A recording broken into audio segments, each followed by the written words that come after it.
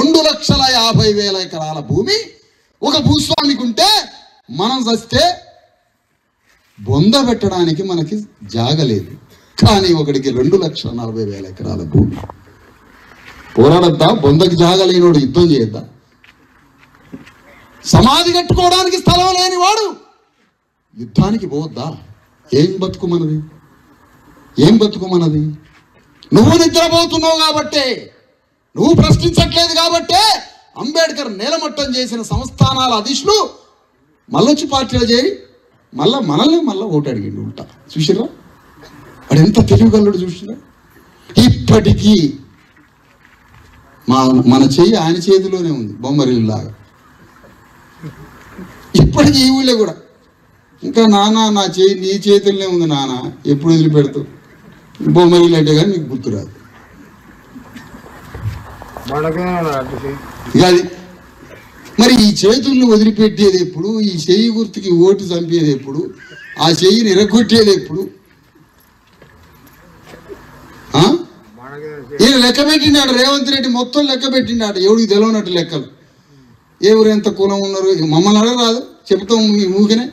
నీ లెక్కలకి 300 కోట్లు ఖర్చు పెట్టి 30 రూపాయలు ఇచ్చి చెప్పేటోడు నీ లెక్కలు మొత్తం.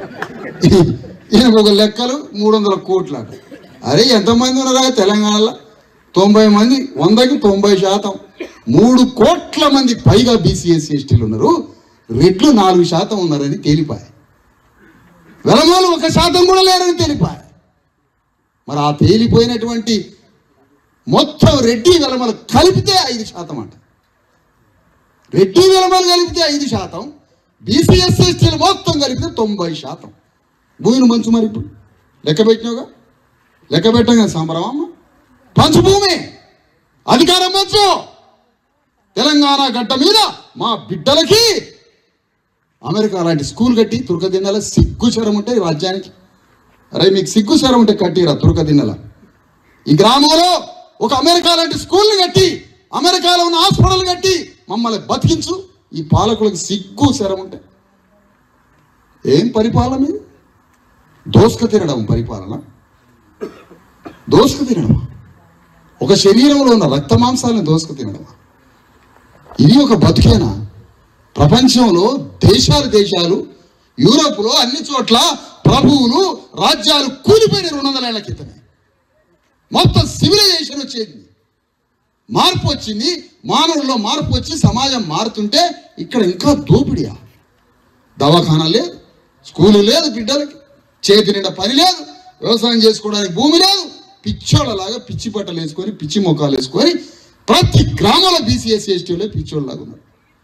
ఒక్కళ్ళ ముఖం తెలివిగా లేదు, ఒకరికి బట్ట సరిగా లేదు, పోరగాళ్ళకి స్కూల్ లేదు.